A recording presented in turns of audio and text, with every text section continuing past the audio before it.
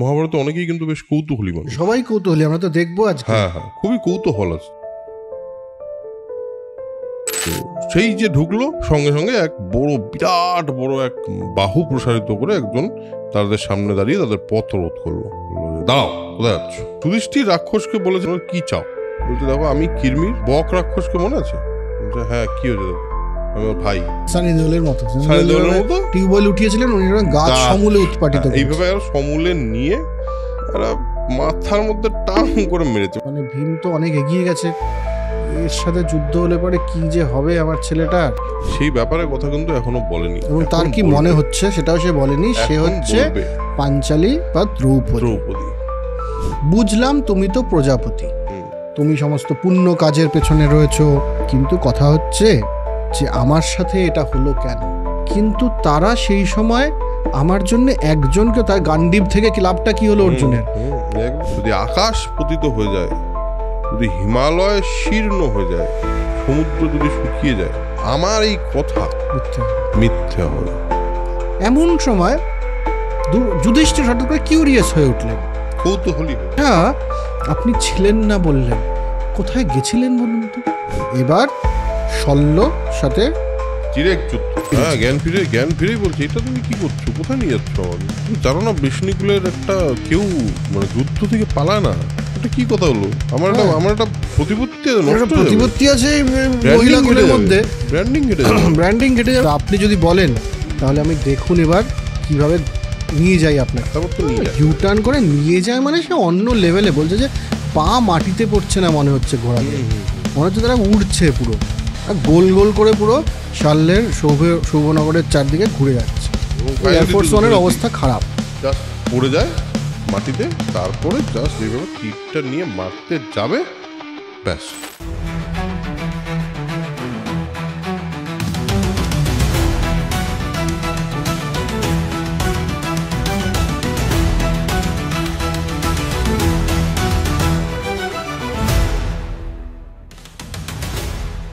Hello man, welcome to soul connection epic. আরেকটা পর্ব নিয়ে চলে এসেছি। এর আগের পর্বে আরণ্যক পর্ব শুরু করেছিলাম, এবং আরণ্যক পর্বের ধৃতরাষ্ট্রের সঙ্গে বিদুরের কথোপকথন থেকে শুরু করে তারপর মৈত্রেয় শেষে এসে বলল যে যা যা করেছো তোমরা, তাতে কিন্তু তোমরা শেষই হয়ে যাবে। এবং মৈত্রেয় চলে যাওয়ার সময় বলল মৈত্রেয় যে কিরমিরকে যেভাবে মেরেছিল ভীম, সব জানো না তোমরা? তো দুর্যোধন যদি আমার কথা শোনে তাহলে আমি একটা চেষ্টা করতে হবে। দুর্যোধন যথারীতি শুনলো না, এবং ধৃতরাষ্ট্র বললো যে কিরমিরকে কি করে মেরেছিল। তো বললো, আমি আর এইসব বলবো না, আমি চলে যাচ্ছি, কারণ তোমার ছেলে আমার সঙ্গে খুব খারাপ ব্যবহার করেছে। তুমি বিদুরের কাছ থেকে শুনে নিও, তোমার যদি শোনার ইচ্ছা বিদুরের থেকে শুনে নিও। তো ধৃতরাষ্ট্র খুবই কৌতূহলী মানুষ। মহাভারতে অনেকেই কিন্তু বেশ কৌতূহলী মানুষ। সবাই কৌতূহলী, আমরা তো দেখবো আজকে। হ্যাঁ, খুবই কৌতূহল আছে, যখন তখন কৌতূহল দেখিয়ে ফেলাটা। হ্যাঁ, আর কৌতূহল যেখানে দেখানোর কথা না সেখানেও দেখায় লোকজন। কিন্তু এই যথারীতি ধৃতরাষ্ট্র সঙ্গে সঙ্গে বিদুরকে গিয়ে বলেছে, এই কিরমির বধ কিভাবে হয়েছিল একটু বলো তো আমাকে। এই মৈত্রেয় আমাকে একটা লোক যেখানে এরকম সমস্যার মধ্যে আছে, হ্যাঁ, ও বলে গেছে যে তোমার ছেলেরা মরে যাবে, যুদ্ধ হবে, এই যাবে। হঠাৎ করে ধৃতরাষ্ট্রের মনে কৌতূহল, কিরমির কি করে মারা গেল বলতো, অ্যাজ ইফ কিরমির কতদিনের চেনাশোনা একজন। হ্যাঁ, আর শুধু না, এটা জিজ্ঞেস করে আমার মনে হয় একটা অন্য কারণ আছে। ধৃতরাষ্ট্র ভেবেছে ভীম কতটা ডেঞ্জারাস হয়েছে শুনে দেখি, বুঝে দেখি, হতে পারে, চান্সেস হ্যাঁ। তো যথারীতি বলছে আমাদের বিদুর বলে যে পাণ্ডবদের সঙ্গে যারা ওই ব্রাহ্মণ ছিল তাদের কাছ থেকে আমি যা শুনেছি সেই অনুযায়ী আমি যতটুকু বলতে পারি আমি বলছি। ব্যাপারটা হলো, পাণ্ডবরা এখান থেকে যাওয়ার পর 3 রাত্রি পরে ওরা কাম্যক বনে পৌঁছেছিল, আর সেখানে প্রচুর, এবং সেটা 3 রাত্রি পরে মানে রাত্রের দিকে পৌঁছেছিল। তো সেখানে রাত্রের দিকে প্রচুর নরখাদক রাক্ষসরা বিচরণ করতো। তো সেই তাদের ভয়ে মোটামুটি সবাই বনের কাছাকাছিই যায় না আর কি, এত নরখাদক রাক্ষসরা থাকে। তো পাণ্ডবরা সেই বনে প্রবেশ করেছে। পাণ্ডবরা যথারীতি অত ভয়টা হয়তো পায় না, ওরা তো নিজেদের বীরত্বের উপর তাদের বিশ্বাস আছে। তো সেই যে ঢুকলো, সঙ্গে সঙ্গে এক বিরাট বড় এক বাহু প্রসারিত করে একজন তাদের সামনে দাঁড়িয়ে তাদের পথ রোধ করলো। বললো যে দাঁড়াও, কোথায় যাচ্ছ? এখানে লেখা আছে খুব অদ্ভুতভাবে, তার চক্ষু দীপ্ত তামার মতো, হ্যাঁ কপার রেড, হ্যাঁ কপার রেড একটা দর্শন, খুব ডেঞ্জারাস দেখতে। চুলটুল খাড়া খাড়া, চুলটুল এরকম খাড়া খাড়া, আর হাতে মানে জ্বলতে থাকা কাঠ, হ্যাঁ এই নিয়ে দাঁড়িয়ে আছে। তার গর্জনে মোটামুটি সবাই এমন গর্জন করেছে, সব মনের পশু পাখি যারা যারা ছিল সব পালিয়ে গেছে। দ্রৌপদী ভয় টয় পেয়ে গেছে। দ্রৌপদী একমাত্র ভয় চোখ ফোক বন্ধ করে দিয়েছে, এটা কি এতটা ডেঞ্জারাস ইয়েও করেছে, এমনি করে থাইয়ের মধ্যে একটা কষাঘাত করেছে, তাতে ওই প্রায় সাউথ ইন্ডিয়ান মুভির মতো হাওয়া টাওয়া চলা আরম্ভ করে দিয়েছে পুরো, এবং আকাশ দেখা যাচ্ছে না, এমন ধোঁয়ার ঝড় উঠেছে। তাহলে পুরো ভাবা যায়, তাহলে সাউথ ইন্ডিয়ান মুভি কি শুধু এমনি হয় হতো? এখানেও তো তার মানে হতো এইসব জিনিস। না সাউথ ইন্ডিয়ান মুভি ওখান থেকে ইন্সপায়ার্ড, আমি আজকে এটা নিয়ে কনভিন্সড। এবার পঞ্চপাণ্ডব গিয়ে দ্রৌপদীকে তাড়াতাড়ি একটুখানি ধরলো। আর পুরোহিত ধৌম রক্ষগ্ন মন্ত্র, রক্ষগ্ন বলে একটা মন্ত্র আছে, সেটা পরে এই যে মায়াটাকে, এই যে মায়াটা তৈরি হয়েছে বললি, মায়াটাকে ইমিডিয়েটলি কাটিয়ে দিয়ে ডিঅ্যাক্টিভেট করে দিল ও নিজের পরে, রাক্ষসী মায়া বলে এটাকে, সেটাকে ডিঅ্যাক্টিভেট করলো।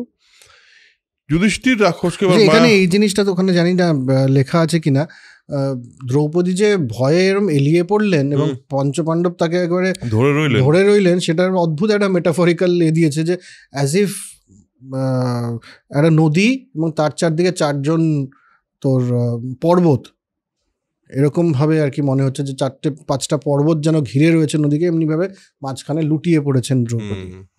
আলাদাই মানে সাহিত্য জায়গা থেকে কিন্তু মেটাফর টেটাফর ইউজ করাতে দারুণ ব্যাপার আছে। বলছে মনে হচ্ছে যেন 5টা ইন্দ্রিয় একটা অবজেক্ট অফ প্লেজারের চারদিকে ঘিরে রয়েছে, আলাদাই ব্যাপার। এবং মানে প্রোটেকশনটাকে বোঝানোর জন্য, হ্যাঁ। অথচ দেখ তুই এর আগেই কি সব, মানে যেভাবে দ্রৌপদী, অবশ্যই এখন আরো ওদের বেশি প্রোটেকশন দেওয়াই কথা, কারণ জানে ওরা দ্রৌপদী একটা মারাত্মক ট্রমা থেকে জাস্ট বেরোলো।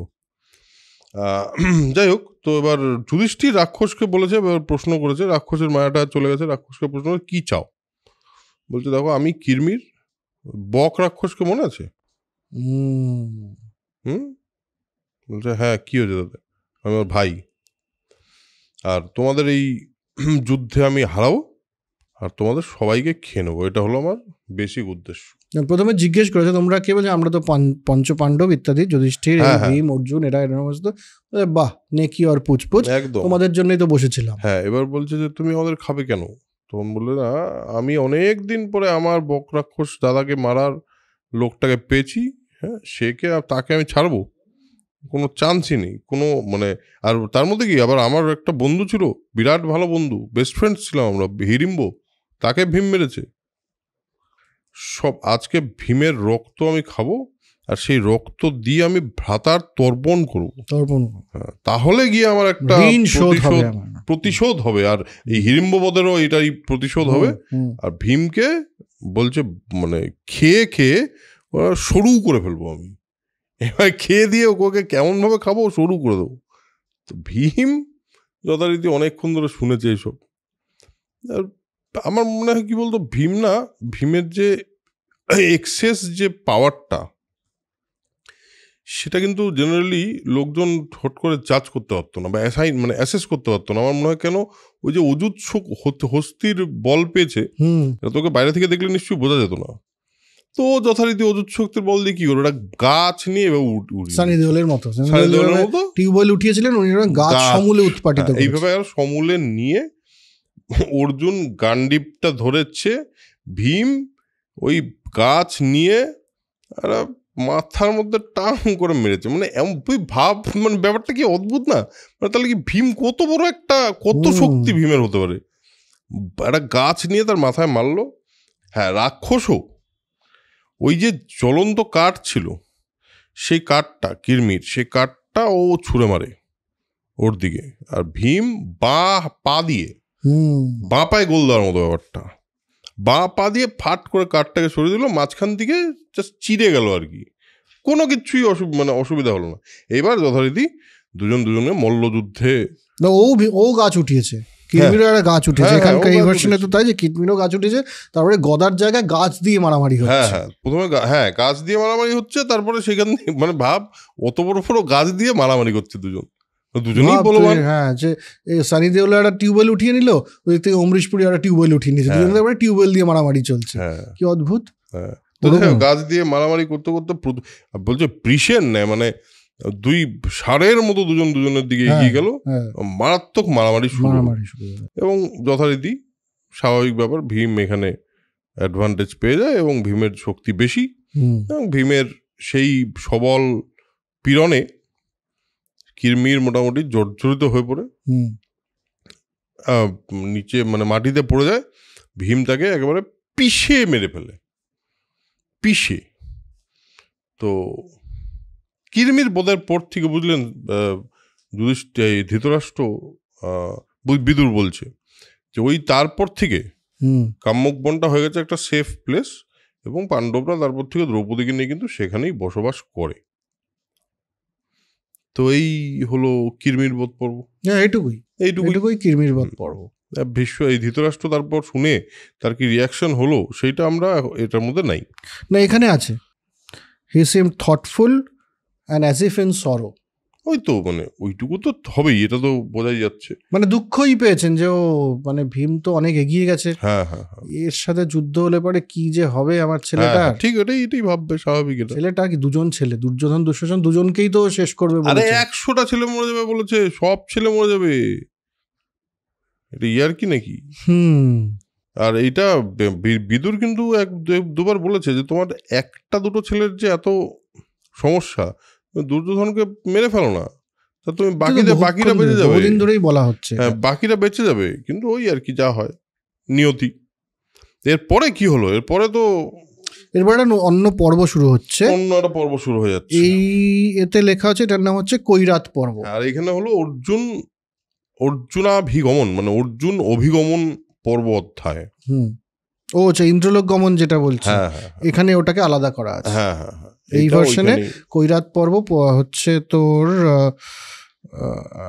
42টা শ্লোকের বোধহয়, না সরি 1150টা শ্লোকে কৈরাত পর্ব, তারপরে ইন্দ্রলোক গমনের পর্বটা শুরু হচ্ছে, আলাদা করা আছে।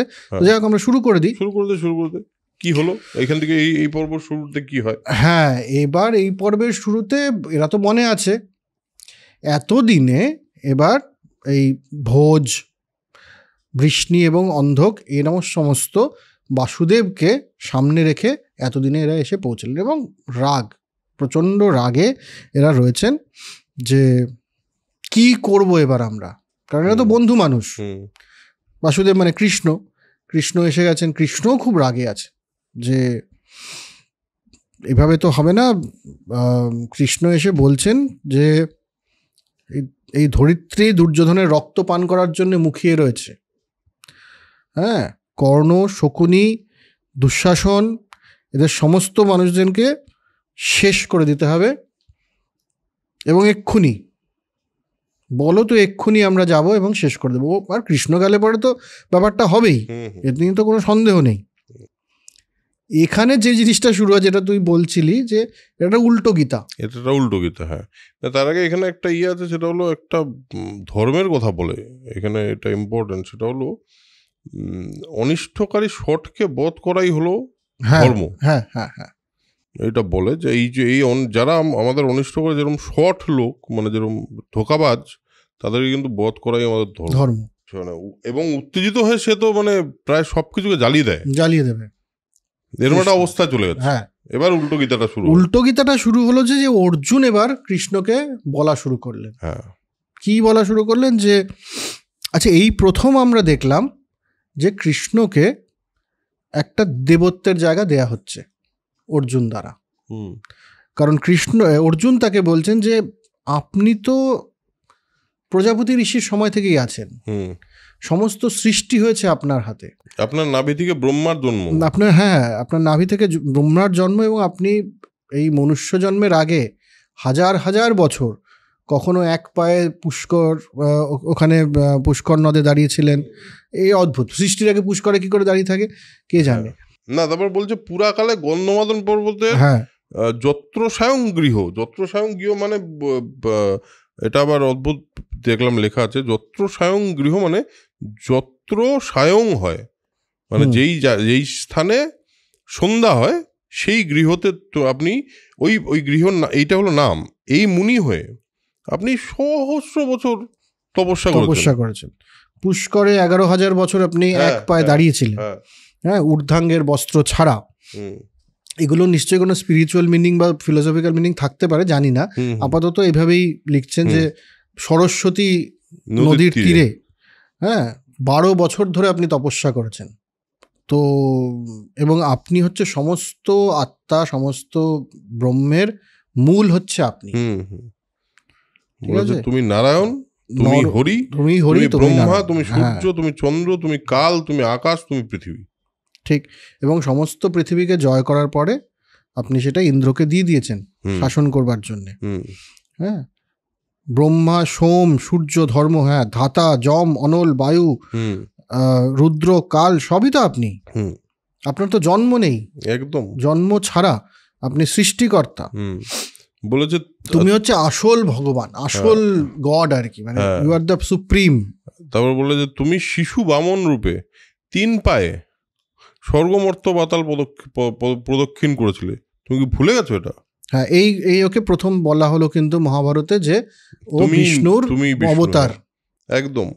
এবং এখানে বলে যে তুমি, আচ্ছা, পূর্বজন্মের কথা তো শুনলাই, তুমি এই জন্মের কথা শোনো, তুমি এই জন্মের কথাও বোধহয় ভুলে গেছো। তুমি রুক্মীকে পরাস্ত করে ভীষ্মকের দহিতা যে রুক্মিণী, তাকে হরণ করেছো। তুমি দ্বারকা নগরী আত্মসাৎ করে সমুদ্রে নিমগ্ন মানে করবে, তুমিই করবে।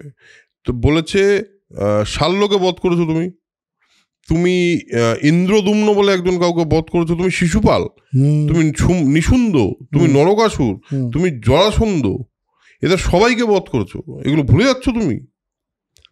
এবং তোমার মধ্যে তো কোনো ছল কপট নেই, কোনো ক্রুয়েলটি, যেটাকে বলে ক্রুয়েলটি, তো তোমার মধ্যে নেই। তুমি সমস্ত আত্মা, সমস্ত মানুষের হৃদয়ের মধ্যে তুমি বসবাস করো। হ্যাঁ, এবং যখন যুগ শেষ হবে, যুগ মানে সৃষ্টি শেষ হবে, তখন তো তুমিই থাকবে একা। তুমি তো সেই মানুষ, এবং সমস্ত ইউনিভার্স, পুরো বিশ্ব ব্রহ্মাণ্ডকে তো তুমি নিজের মধ্যে ধারণ করে ফেলবে। হ্যাঁ, এবং মানে উল্টো দেখিয়ে দিচ্ছে অর্জুন বিশ্বরূপ দর্শন কৃষ্ণকে।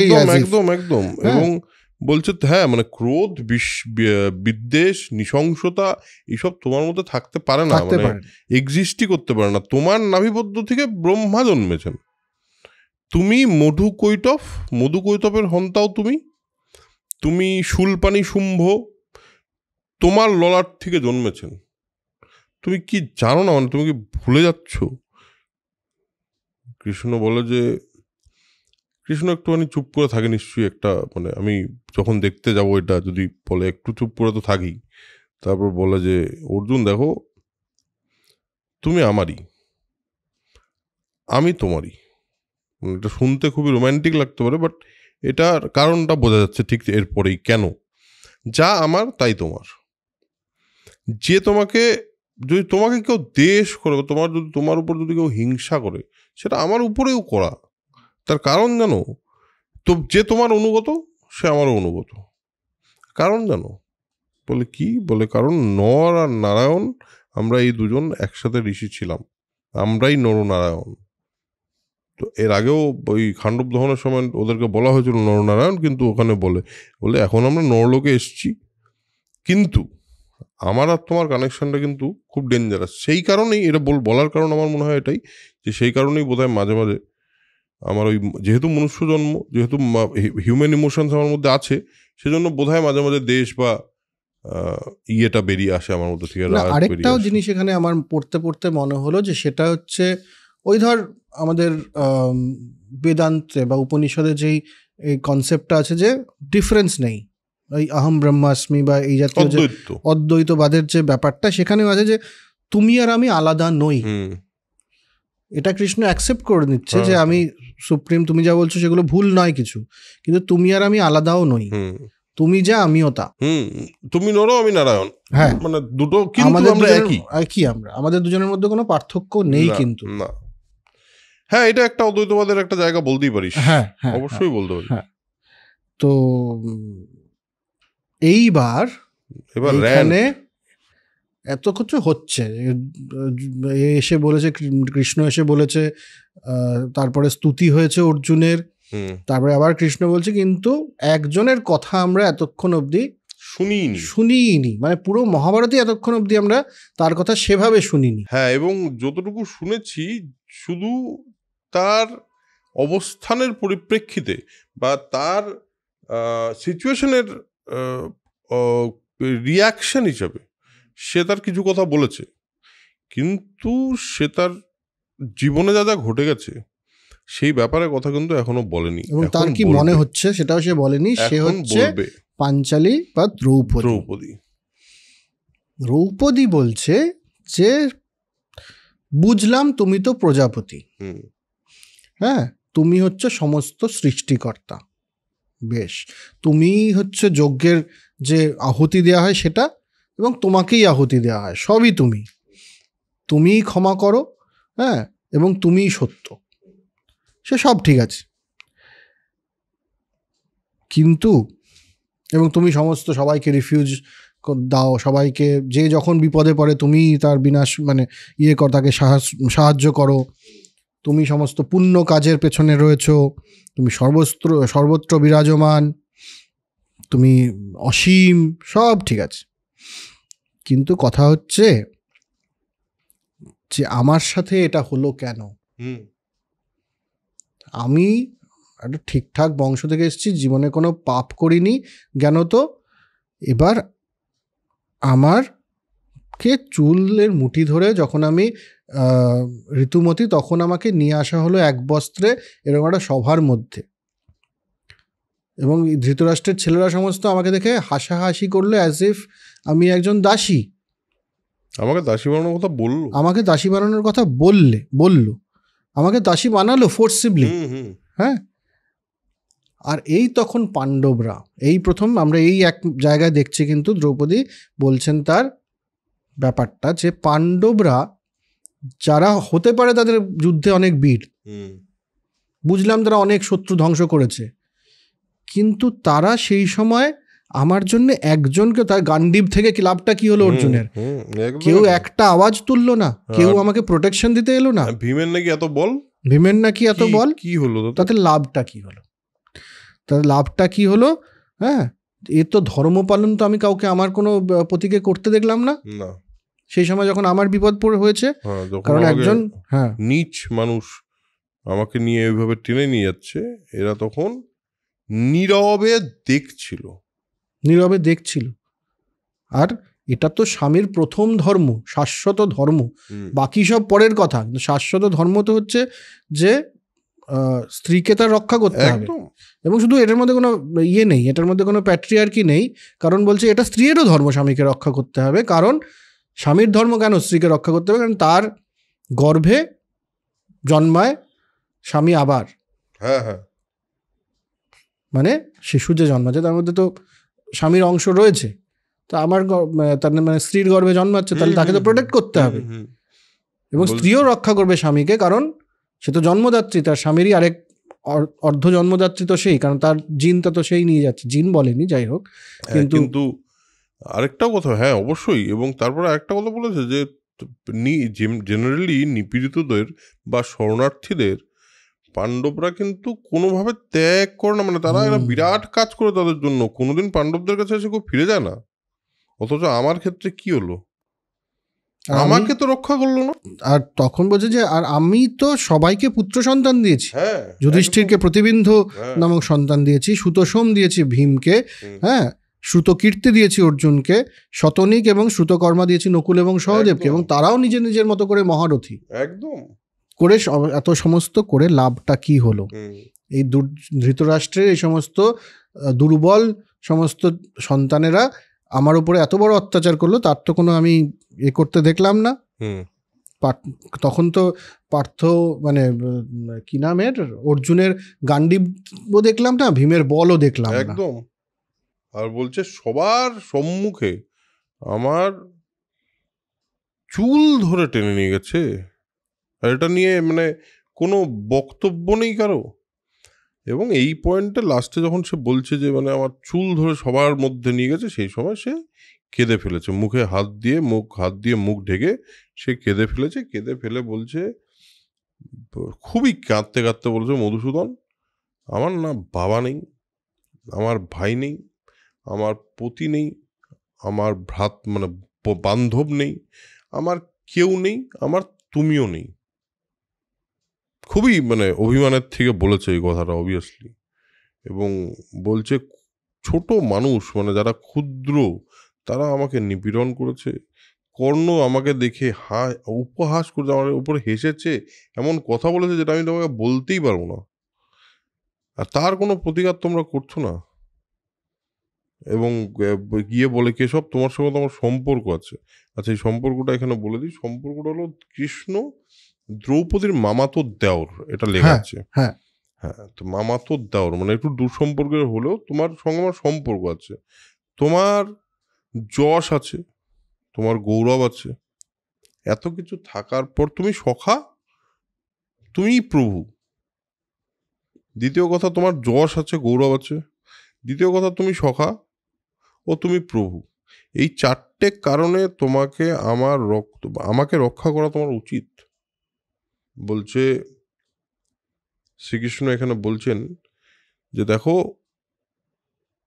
এই যারা যারা তোমার উপর এই নিপীড়নগুলো করেছে তারা কিন্তু অর্জুনের তীরে তারা সব রক্তাক্ত হয়ে মাটিতে পড়ে থাকবে, লুটিয়ে পড়ে থাকবে, আর তার যে বউরা তারা সব কাঁদবে।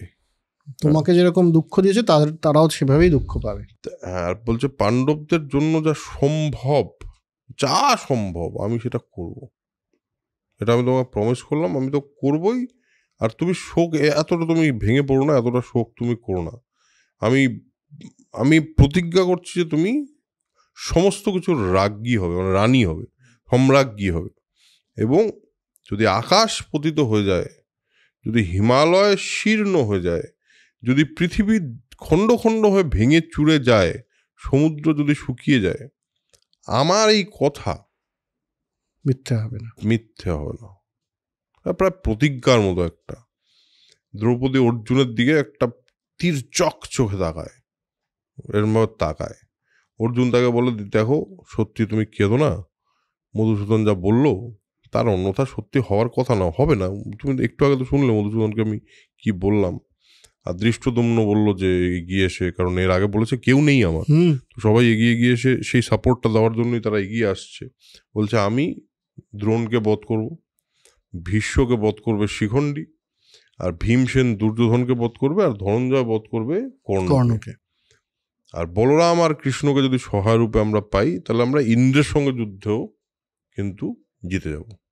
তখন কৃষ্ণ বলছেন যে, সবাই কৃষ্ণের দিকে তাকিয়েছেন।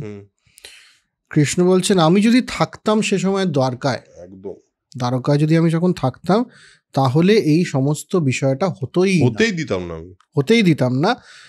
কারণ আমি তখনই বলে দিতাম যে এই যে পাশা খেলা হচ্ছে, এই যে জুয়া খেলার একটা ব্যবস্থা হয়েছে, এই ব্যাপারটাই ভুল।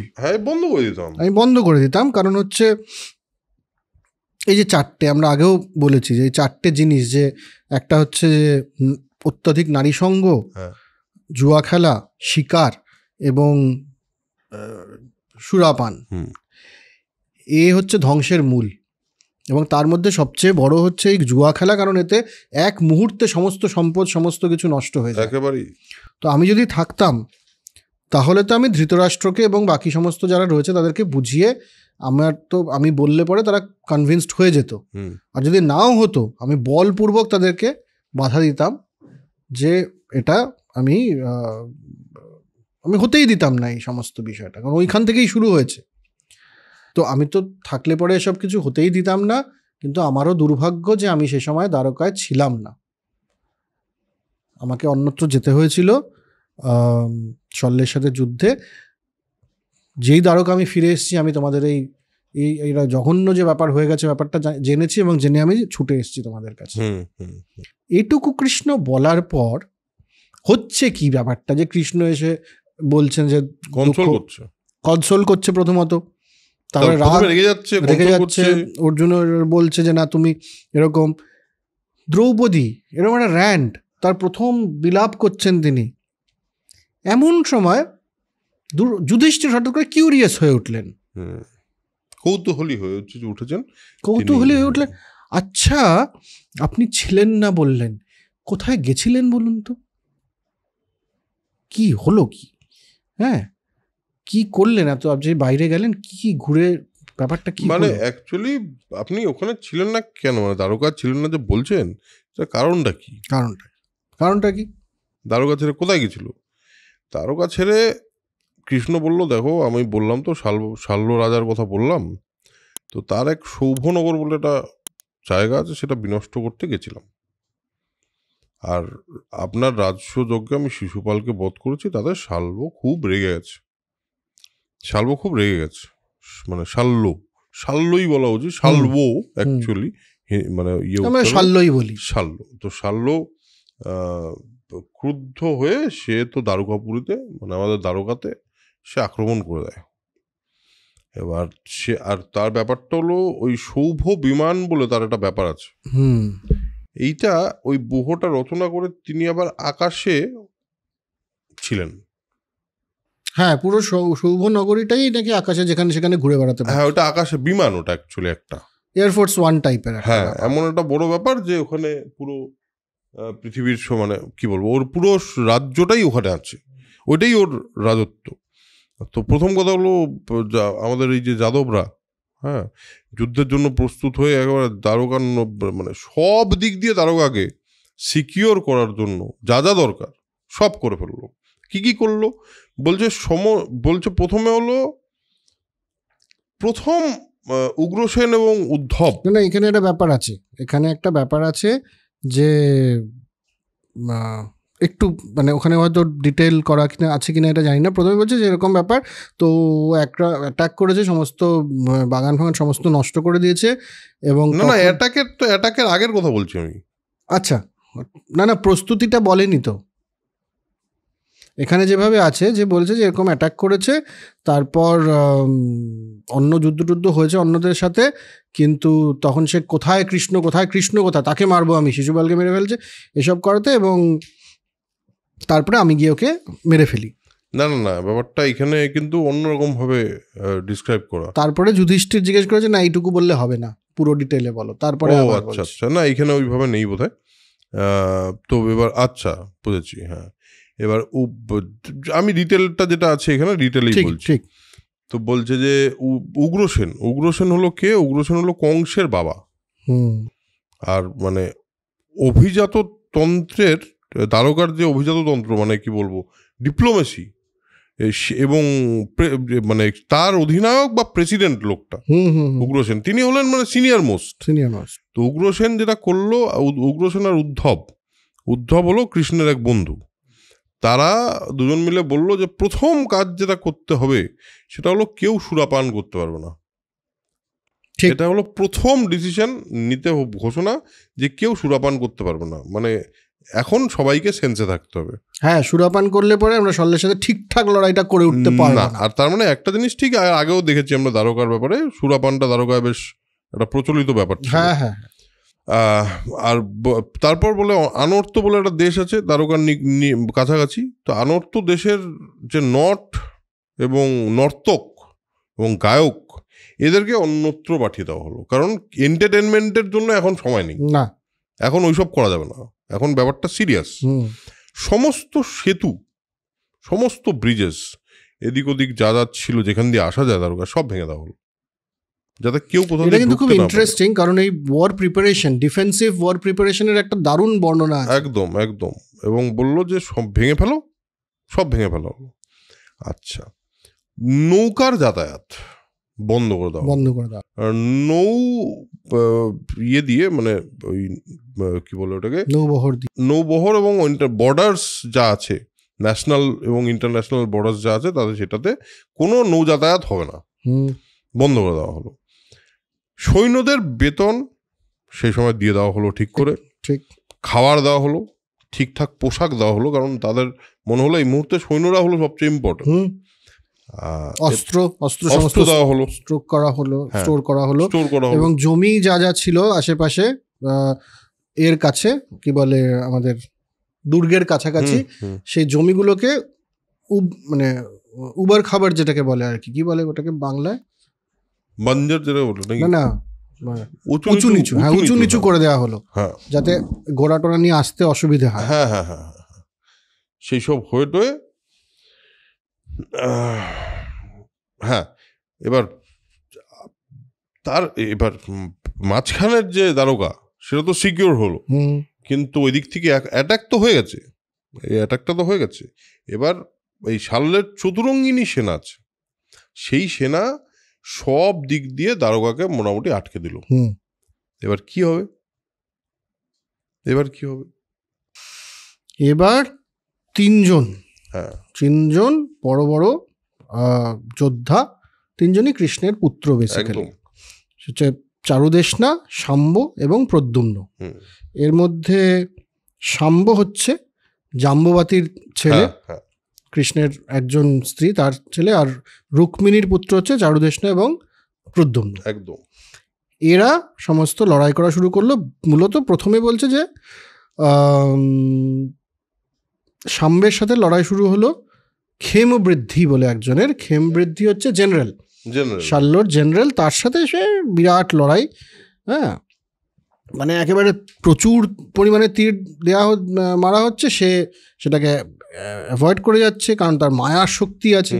তো মায়া শক্তি টক্তি দিয়ে সমস্ত লড়াই চলছে, কিন্তু শেষ পর্যন্ত শাম্ব ক্ষেমবৃদ্ধির ওপরে ওই অসিবর্ষণই তো বলে নাকি, কি মানে তরোয়াল? না, তরোয়াল নয়, সরবর্ষণ। হ্যাঁ, সরবর্ষণ করলেন এবং তাকে নিউট্রালাইজ করা হলো। তিনি পালিয়েও গেলেন, আহত হলেন একটু, তিনি পালিয়ে গেলেন।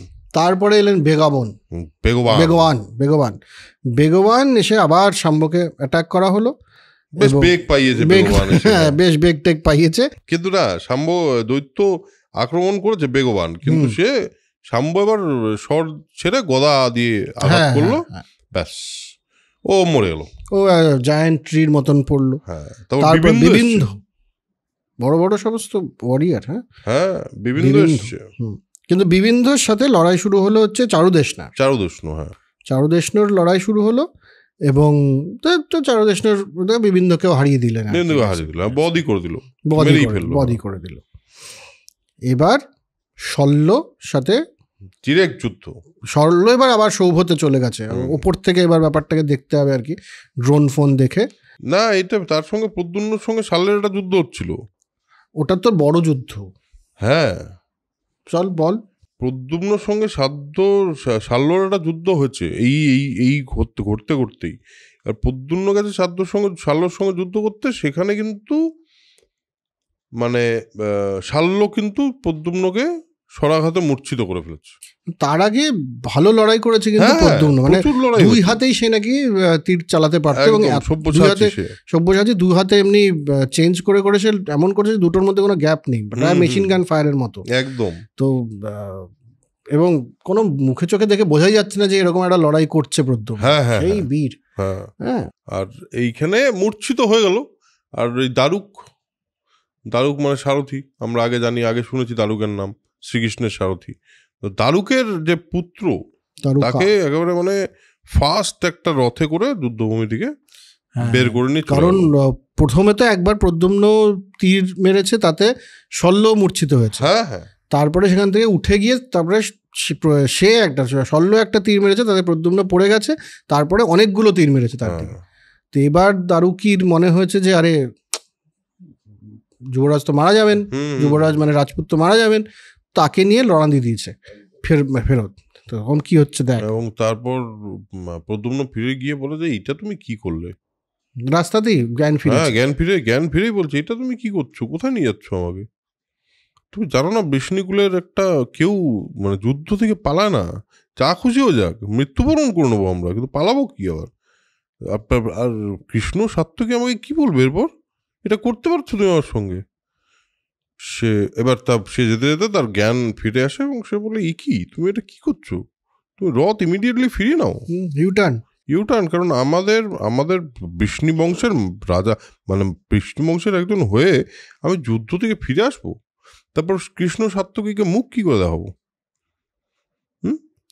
আর কি শুধু না, কৃষ্ণ সাত্তকী বলরাম আছে। হ্যাঁ, এদের মুখ দেখাবো কি, বাকিদের মুখ দেখাবো কি করে? বাকিদের কারণ হচ্ছে এই বৃষ্ণি বংশের অদ্ভুত বলছে যে চারুদেশ না, হ্যাঁ, শাম্ব, এদেরকে কি করে মুখ দেখাবো? তারপরে একটা অদ্ভুত আছে যে বৃষ্ণি যে যোদ্ধারা, তাদের স্ত্রীরা আড়ালে আবডালে আমার বীরত্ব নিয়ে অনেক কথা বলে। হ্যাঁ, সেটা বলবেই না এরপরে, আর সেটা তো এটা বলবে না।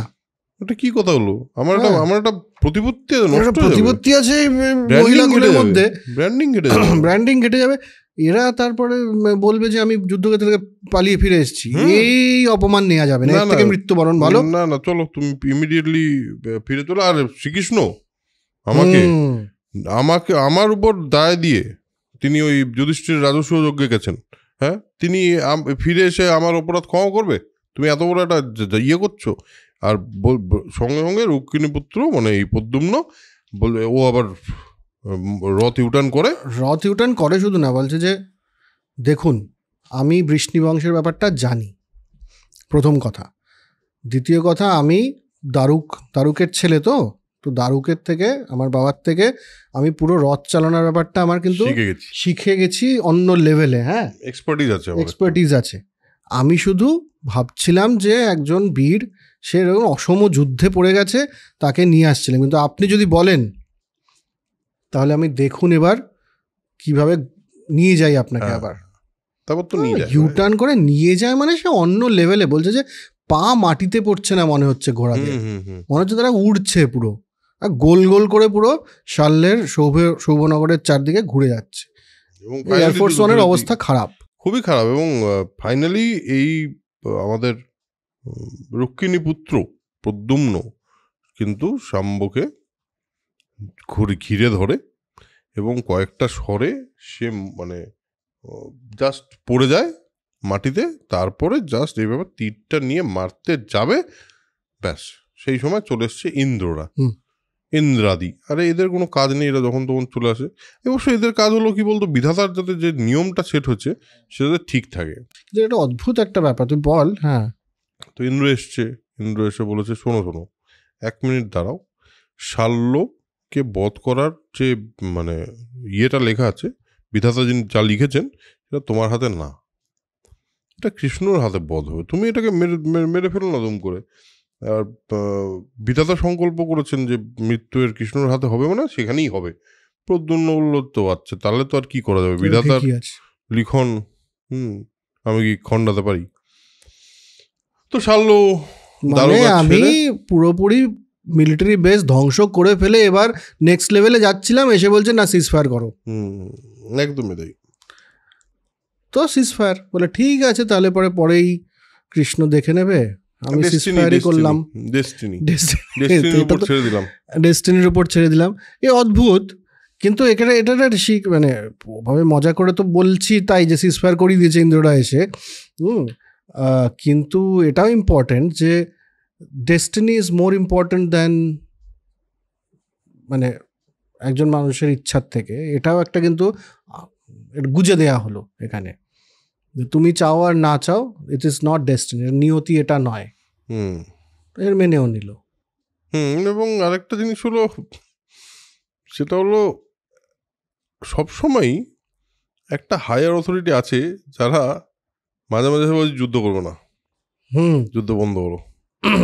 ইউনাইটেড নেশনস তখনও ছিল আর কি, ইন্দ্ররা শুনতো, তখন শুনেও লিত, তখন শুনতো। যাই হোক, জোকস অ্যাপার্ট, এগুলো তো আমরা মাঝে মাঝে বলে থাকি। কিন্তু পয়েন্টটা হলো, হ্যাঁ, তিনি ছেড়ে দিলেন শাল্যকে, শাল্য নিজের মতো করে বুঝেছে ব্যাপারটা। এবার বুঝে দ্বারকা ছেড়ে সে সৌভ বিমানে চলে গেছে, সৌভনগরে সে উঠে গেছে আকাশে। তো এবার আমাদের শ্রীকৃষ্ণ তো এই গল্পটা বলছে পুরোটা। তো বলছে, যুধিষ্ঠির, আপনার রাজস্ব যজ্ঞ শেষ হলে আমি দ্বারকায় ফিরে গিয়ে দেখি যে যা তা তছনছ হয়ে গেছে, যা খুশি তাই বিধ্বস্ত হয়ে গেছে। উগ্রসেন আছেন, বসুদেব আছেন, তাদের থেকে আমি প্রভৃতিকে সব আশ্বস্ত করলাম, গিয়ে বললাম, দাঁড়াও, তোমরা চিন্তা করো না, আমি ব্যাপারটা দেখছি। এবং আমি চতুরঙ্গ বল নিয়ে মার্তিকাবধ বলে একটা দেশে গেলাম। সেখান থেকে শাল্যকে একটু নজরে নজরে রাখতে থাকলাম, পেছন পেছন যেতে থাকলাম। শাল্য সমুদ্রের উপরে আকাশে ছিল, ওইটা তো আকাশের একটা বিমান, অদ্ভুত। আমার ওই একটা সারগান ধনু আছে, সাংগ্র ধনু, সাঙ্গ এরকম টাইপের উচ্চারণটা, সাঙ্গ ধনুই বলতে হবে, সাঙ্গ তো হবে না, এটা সাঙ্গ, সাঙ্গ, SHARNGA, আপনারা যেমন প্রোনাউন্সিয়েশন করবেন করে নিন। হ্যাঁ, সাঙ্গ ধনু। সেই ধনু থেকে নিক্ষিপ্ত স্বর, মানে যাচ্ছে তীর, তো কিন্তু গিয়ে ওকে টাচ করতে পারলো না। আমার ধনুর থেকে অ্যান্টি মিসাইল ব্যাপারটা ছিল। হ্যাঁ, আমার ধনু থেকে যাচ্ছে কিন্তু টাচ করতে পারছে না। এবার তখন না হঠাৎ করে আমি ওই মন্ত্র, আমার মনে হলো যে না এইবার তো এইটাকে ধ্বংস করতেই হবে।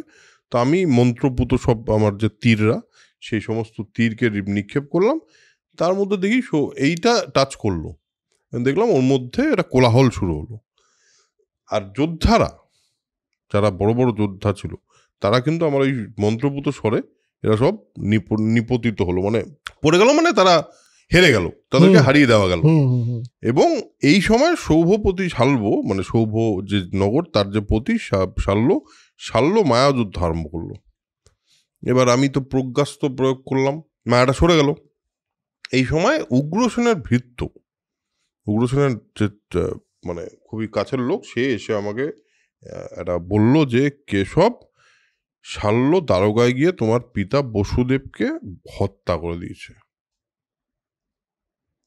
আর যুদ্ধের প্রয়োজন আর নেই, তুমি ফিরে এসো, বসুদেব বধ হয়ে গেছে, আর যুদ্ধ করে লাভ নেই। এইটা সংবাদ আমি শুনে বিহ্বল হয়ে, মানে আমি কি করবো আমি বুঝতে পারছি না, রাগ হচ্ছে, অসুবিধা হচ্ছে, আমি আরো যুদ্ধ করতে শুরু করলাম। হঠাৎ দেখলাম আমার বাবা হাত আর পা প্রসারিত করে, না বড় হয়ে যাচ্ছে, প্রসারিত হয়ে যাচ্ছে, ওই সৌভ বিমান থেকে পড়ে যাচ্ছে, আস্তে আস্তে বড় বড় করতে করতে পড়ে যাচ্ছে। কিছুক্ষণ হঠাৎ করে আমি সংজ্ঞাহীন হয়ে গেলাম এই ব্যাপারটা দেখে। আবার প্রকৃতিস্থ হলাম, আবার ফিরে আসলাম। ফিরে এসে বুঝলাম যে না সৌভ বিমান আছে, না শাল্য আছে, না আমার বাবা আছে, কিছুই নেই। আমি বুঝলাম পুরোটাই মায়া। অবশেষে হ্যাঁ, এবার সবটাই মায়া বুঝতে পারলাম। আর অদৃশ্য একটা বিমান থেকে আমার দিকে কন্টিনিউয়াসলি তীর বর্ষণ হতে থাকলো। তা আমার এবার মনে হলো যে আমার এবার I need to use my final অস্ত্র। তো তিনি সুদর্শন চক্রকে বললেন যে তুমি সৌভ বিমান এবং তার অধিবাসী যতজন আছে সবাইকে শেষ করে তুমি ফিরে এসো, টার্গেটেড মিসাইল। হ্যাঁ, এবার যথারীতি যুগান্তকারী সূর্যের ন্যায়, এখানে লিখেছে যুগান্তকারী সূর্যের ন্যায় সুদর্শন আকাশে উঠিল। সে আকাশে উঠল এবং করাত যেমন, হ্যাঁ, কাঠকে মানে এরমভাবে কাটতে কাটতে যায়, ঠিক সেইভাবে সৌভ বিমানকে মাঝখান দিয়ে কেটে দিল।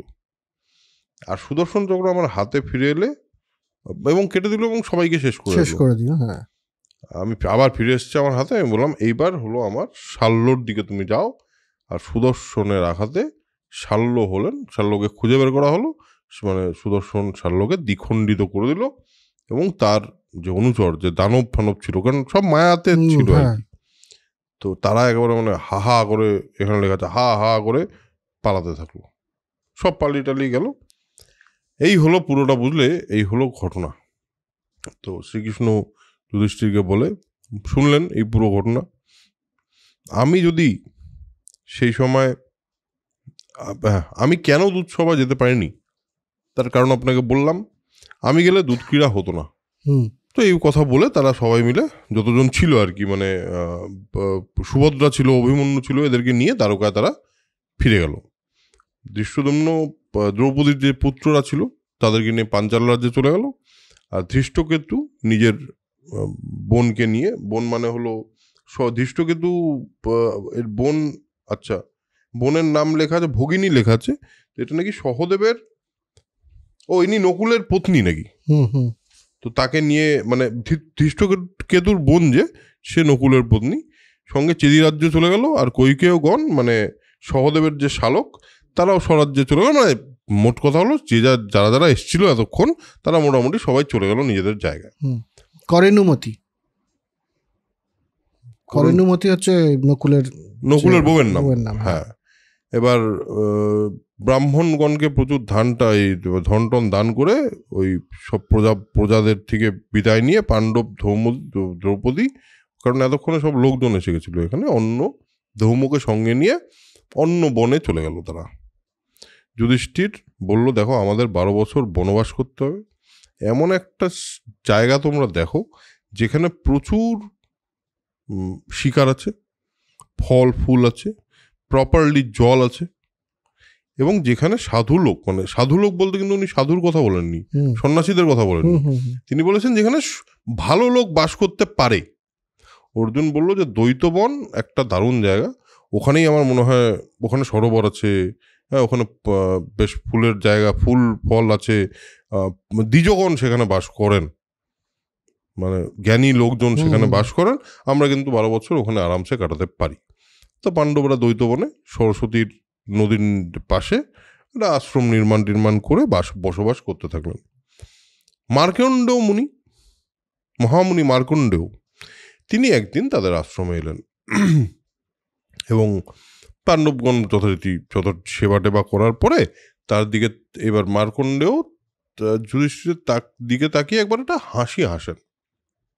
তো যুধিষ্ঠির বলে, প্রভু একটা কথা জিজ্ঞেস করি, মুনিবর একটা কথা জিজ্ঞেস করি, সব তপস্বী আমাদের এই দুর্ভাগ্যের অবস্থার জন্য খুবই অপ্রফুল্ল হয়ে আছেন, মানে খুবই অখুশি হয়ে আছেন, তাদের মুখে হাসি নেই, আপনি আমার দিকে তাকিয়ে হাসলেন কেন?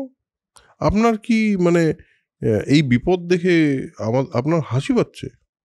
মার্কণ্ড বলল, আরে আমি আনন্দের জন্য হাসিনি বাবা, তোমার বিপদ দেখে সত্যব্রত দাশরথী রামকে মনে পড়ে গেল। আমি তাকে ঋষ্যমুখ পর্বতে দেখেছিলাম, আর তিনি ইন্দ্রতুল্য, মহাপ্রভাব, এবং সমরে অজেয় হওয়ার পরেও ধর্মের জন্য ধর্মের জন্য রাজ ত্যাগ করেছেন, গদি ত্যাগ করেছেন, ধনরত্ন ত্যাগ করে তিনি কিন্তু বনেই গিয়েছিলেন। বলে যে নিজেকে শক্তিমান ভেবে বুঝলে অধর্ম করা উচিত না, সেটা কিন্তু একেবারেই কাজের কথা নয়। আর বললো যে যুধিষ্ঠির, তোমার যে প্রতিজ্ঞা আছে, তুমি তো বলেছো যে তুমি আবার ফিরে যাবে, তুমি নিশ্চিন্ত থাকো, এই বনবাসের পর কিন্তু গিয়ে তুমি আবার রাজত্ব লাভ করবে। তো এই হাসিটার কারণটা হলো ওই সময়টা, রামের সময়টা, এটা একটা জাস্ট কানেকশন দিয়ে দিল, যে 12 বছরের বনবাসের একটা কানেকশন যেহেতু আছে সেজন্য এটা দিয়ে দিল। মার্কণ্ডেয় চলে গেলে আরেকজন মুনি এলেন, এরকম প্রচুর মুনি আসেন, কিন্তু এই মুনির নামটা অসাধারণ, দালফ গোত্রীয় বক মুনি। আচ্ছা, দালফ গোত্রীয়। তিনি যুধিষ্ঠিরকে বললেন, শোনো, বলছে অগ্নি আর বায়ু মিলিত হয়ে যেভাবে বন দগ্ধ করে, মানে অগ্নি আর বায়ু কেন, কারণ হাওয়া আগুন জ্বলবে না, ওই হাওয়া আর আগুন মিলে যেভাবে বন জ্বালিয়ে ফেলে, ঠিক সেইভাবেই ক্ষত্রিয় আর ব্রাহ্মণ মিলে কিন্তু বড় বড় শত্রুও দমন করে দেয়, এটা তুমি মানে নিশ্চিন্ত থাকতে পারো। আর ব্রাহ্মণদের উপদেশ না পেলে, এখানে আবার ওই কথাটা আছে যে ক্ষত্রিয়রা চলা কিন্তু খুব মুশকিল হয়ে যায়, এবং সেটা কিন্তু হস্তির ন্যায় সংগ্রামে দুর্বল হয়ে যায় তারা। হস্তির ন্যায় সংগ্রামে দুর্বল বলেছে, কিন্তু মানে হাতিকে আমরা অনেকবার দেখেছি, অনেক যুদ্ধে ইউজ হতে পরেও দেখেছি, ইতিহাসেও দেখেছি, কিন্তু বলছে যে একটু দুর্বল হয়ে যায়, কিন্তু মানে হাতি যেভাবে অল্প অল্প আস্তে আস্তে এগোতে পারে সেরকম দুর্বল হয়ে যায় যদি ব্রাহ্মণ না থাকে। তো বলছে যা পেয়েছো সেটা রাখার জন্য, যা পাওনি সেটা পাওয়ার জন্য, বিষয় জ্ঞান বৃদ্ধির জন্য, এবং যোগ্য পাত্রে দানের জন্য, মানে যার দরকার তাকেই দান করার জন্য তুমি যশস্বী যারা বেদ জানে এরকম ব্রাহ্মণগণের সংসর্গ করো, তাহলে তোমার কিন্তু জীবনটা সর্টেড হয়ে যাবে। এই বলে ফাইনালি আমরা এইখানে শেষ করি। এবার একটা নেক্সট যে চ্যাপ্টারটা সেটা খুব ইন্টারেস্টিং। এটা হলো দ্রৌপদী আর যুধিষ্ঠিরের ঝামেলা। বাদানুবাদ লেখা আছে, ঝামেলা আর কি। দ্রৌপদী আর যুধিষ্ঠিরের এরপরে ঝামেলা আছে। এখানে তো এই অবধি শেষ হলো। ঠিক। এখান থেকে আমরা কি বুঝলাম যে শ্রীকৃষ্ণ ডিভাইন যে সেটা এখানে তারা পরিষ্কার করে বলে দিল। এবং উল্টো গীতা শুনলাম একটা, যেখানে গীতা শুনলাম, তার সাথে সাথে একটা উপনিষদের হালকা একটা টাচ দেখলাম, যেখানে যেখানে কৃষ্ণ অদ্বৈত বেদান্তের যে কৃষ্ণ বলছেন যে আমি আর তুমি আলাদা নই। হ্যাঁ, এবং দ্রৌপদীকে প্রথমবার র্যান্ট করতে দেখলাম। আমরা র্যান্ট করতে দেখলাম। দ্রৌপদীর মনে যে ক্ষোভ পাণ্ডবদের প্রতি আছে কি না এটা নিয়ে অনেকে প্রশ্ন করেছেন অনেক সময়, কিন্তু এখানে একেবারে পরিষ্কার করে দ্রৌপদী তার ক্ষোভ জানিয়েছেন। এরপরে আরো ক্ষোভ জানাবে। সেটা একটা জানলাম। আরেকটা জিনিস যেটা আমরা আগেও আন্ডারলাইন করে দিয়েছিলাম এবং যেটা বারবার ভুল ব্যাখ্যা করা হয়, সেটা হচ্ছে যে কৃষ্ণ দূতসভায় ছিলেন না, দ্রৌপদীকে বস্ত্রদান কৃষ্ণ করেননি। এটা একেবারে পরিষ্কার। কৃষ্ণ নিজেই বলছে আমি থাকলে এটা হতো না, তার মানে আমি ছিলাম না, দিতাম না। কৃষ্ণ যখন বলছে আমি থাকলে এটা হতে দিতাম না, তার মানে আমি ছিলাম না। তাহলে তো কৃষ্ণ ব্যাপারটা এরকম। এটাও হলো যুদ্ধের বিবরণ পেলাম, যুদ্ধের প্রস্তুতি কিভাবে নেওয়া হতো সেই সময়, সেটার একটা আমরা আইডিয়া পেলাম, মানে ওয়ার স্ট্র্যাটেজির দিক থেকে। এই তো এবং বেশ কিছু জায়গায় আজকের যুদ্ধের সঙ্গে তার কিছু কিছু জিনিস মিল পাওয়া যায়। কারণ সেই সময় বান কিন্তু শত্রুর নাম করে পাঠানো যেত, টার্গেটেড মিসাইল। আজকে কিন্তু যে একদমই সেটা পসিবল, এবং সেই সময় এটা লেখা হচ্ছে। যে সায়েন্স ফিকশন হলেও ভালো সায়েন্স ফিকশন, খুবই ভালো সায়েন্স ফিকশন আর কি, হলেও যেটা পরবর্তীতে সত্যি হয়ে গেছে। ভিডিও কল সায়েন্স ফিকশন হতো না আগে, ভাবতে হয় এটা কোনদিন হবে নাকি। তো এইটা আর এবং শ্রীকৃষ্ণ ফাইনালি আবার একটা ব্রাহ্মণদের, আচ্ছা রামের সঙ্গে যুধিষ্ঠিরের একটা তুলনা হলো মানে বনবাসের তুলনা হলো, যে ধর্ম যদি পালন করতে হয় তখন তোমার সবকিছু ছেড়ে কিন্তু বনবাসেই আসতে হবে, এবং বনবাস তোমাকে জায়গা দেবে। এবং এখানে আরেকটা ইম্পর্টেন্ট জিনিস, সেটা হলো আবার করে একটা প্রমাণ বলছি, একটা ইনস্ট্যান্স আসলো যেখানে বলা হলো ক্ষত্রিয়দের ব্রাহ্মণের প্রয়োজন। এবং ব্রাহ্মণের প্রয়োজন বলতে জাত ব্রাহ্মণ নয়, ব্রাহ্মণের প্রয়োজন মানে যেই মানুষ জ্ঞানী, যেই মানুষের লাইফ আন্ডারস্ট্যান্ডিং, জীবন দর্শন এবং ফিলোসফিটা পরিষ্কার, সেই সমস্ত মানুষজন আসলে। মেটাফরিক্যালি এটাকে যদি করা যায়, তার মানে হচ্ছে শুধু বাহুবলটা যথেষ্ট নয়, মাথাটাও এটাও প্রয়োজন, একদমই তাই। এবং রিয়েলাইজেশন দরকার, মানে এমন না যে তুমি শুধু জ্ঞান থাকলেই হবে। বলেছে তোমার যা লব্ধ জ্ঞান আছে, তোমার যে যা পেয়েছো তুমি সেটাকে বাড়ানোর জন্য, আর অলব্ধ যা পাওনি সেটাকে পাওয়ার জন্য। কারণ তুমি যা পেয়েছো সেটা সব না, তুমি এখনই জানো যে সব না। এবং ফাইনালি বললো যে তুমি এইসবের জন্য ব্রাহ্মণদের সংসর্গ করো, কারণ অবভিয়াসলি মনও ভালো থাকবে, এবং তোমাদের এই পুরো সময়টা জুড়ে তোমাদের আরো বেশি জ্ঞান তৈরি হবে। এবং জ্ঞান তৈরি হওয়া মানে রিয়েলাইজেশন তৈরি হওয়া। মানে একটু প্রজ্ঞার চর্চা করো, তাহলে পরে গিয়ে ভালোভাবে হ্যান্ডেল করতে পারবে সিচুয়েশনটা। বইটাই পড়ো, বই ঠেক দেখো, তাহলে পরে তোমার একটু কাজের কাজ হবে আর কি। এই অবস্থা হলো। তো এরপর বলেই দিলাম আপনাদের কি হতে চলেছে। এরপর দ্রৌপদী আর যুধিষ্ঠিরের ঝামেলা হতে চলেছে, কালেশ ক্যাচাল। তো এটা তো হয়ই, প্রচুর জায়গায় ঝামেলা হয় এদের দুজনের মধ্যে। বা এরপর ভীমের সঙ্গে যুধিষ্ঠিরের একটা ঝামেলা আছে, সেটাও খুব ইন্টারেস্টিং একটা ঝামেলা।